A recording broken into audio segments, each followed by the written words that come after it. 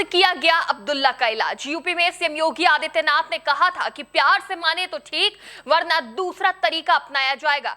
UP के लोग तो समझ गए, लेकिन बंगाल के लोगों को शायद अभी समझने में वक्त लगेगा, क्योंकि बंगाल में सत्ता परिवर्तन हुए, ममता की सरकार गए अभी ज्यादा वक्त नहीं हुआ है। बंगाल के लोगों को यह समझना पड़ेगा कि बंगाल में अब भाजपा का शुवेंदु अधिकारी का राज है, जो योगी मॉडल को बंगाल में पूरी तरह सख्ती के साथ जमीन पर उतार रहे हैं। यूपी में सीएम योगी आदित्यनाथ चेतावनी देते हैं, तो वहीं बंगाल में सीएम शुभेंदु अधिकारी अशांति फैलाने वालों और नियम तोड़ने वालों का सीधा इलाज ही कर देते हैं।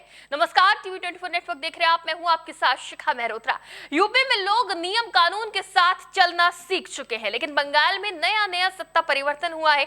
शायद इसीलिए वहां लोग सरकार की चेतावनी को गंभीरता से नहीं ले रहे हैं, लेकिन भाजपा सरकार को लोगों को नियम कानून का पाठ पढ़ाना बखूबी आता है, और जो नहीं समझता उसका हाल इन अब्दुल्ला की जैसा ही होता है, जिससे सरकार की गाइडलाइंस को तोड़ना इतना भारी पड़ गया कि सरेआम इन पर थप्पड़ों की बौछार हो गई।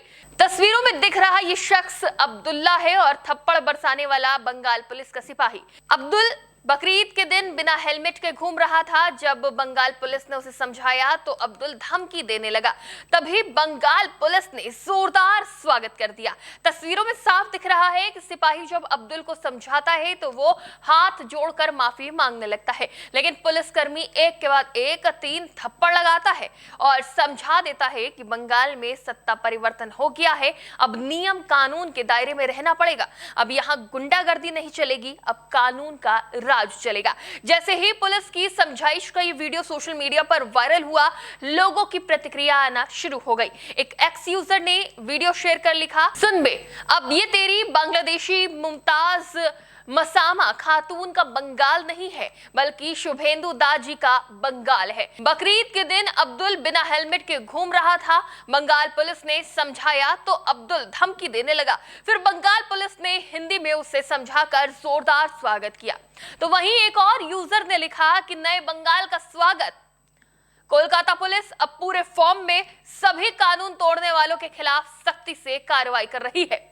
तो देखिए, यह सिर्फ एक तस्वीर नहीं है, बल्कि बदलाव का एक बड़ा संदेश है कि प्रदेश में अब भाजपा की सरकार है, और ऐसे कई संदेश बंगाल से निकलकर सामने आ रहे हैं जो बता रहे हैं कि नियम कानून के साथ अब चलना पड़ेगा। अब डर और खौफ का माहौल नहीं रहेगा और अब गुंडागर्दी बिल्कुल नहीं चलेगी। माफिया डॉन बोनी हो या फिर डॉन सनी मोल्ला, जिन्हें कभी टीएमसी का सानिध्य प्राप्त था, बंगाल में जिनका खौफ व्याप्त था, और अब इन्हें सड़क पर चड्डी बनियाइन में कमर में रस्सी बांधकर परेड कराई जा रही है। सिर्फ माफिया डॉन ही नहीं, बल्कि टीएमसी के नेता भी इस लिस्ट में शामिल है। जी हां, पश्चिम बंगाल पुलिस की कार्रवाई अब कथित जहांगीर वाहिनी तक पहुंच गई है। डायमंड हार्बर में टीएमसी के बप्पा शेख को भी रस्सियों में बांधकर घुमाया गया, जबकि स्थानीय लोग चोर चोर के नारे लगाते दिखाई दिए। बकरीद पर भी सरकार ने गाय की कुर्बानी पर रोक लगाने के साथ ही कई सख्त नियम जारी किए थे।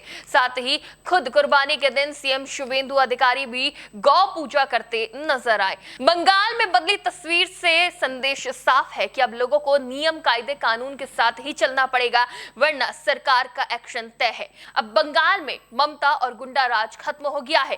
जो डर अराजकता फैलाने का काम करेगा, उसका हाल भी डॉन बोनी और सनी जैसा ही होगा। पहले आधे कपड़ों में सड़क पर नुमाइश कराई जाएगी और फिर कानूनी कार्रवाई की जाएगी, ताकि डर खत्म हो और सरकार पर जनता का भरोसा कायम हो सके। बंगाल में स्ट्रिक्ट लॉ एंड ऑर्डर देखकर माफियाओं की सड़क पर परेड पर आपकी क्या राय है, हमें कमेंट में जरूर बताएं। फिलहाल के लिए देखते रहिए टीवी 24 नेटवर्क।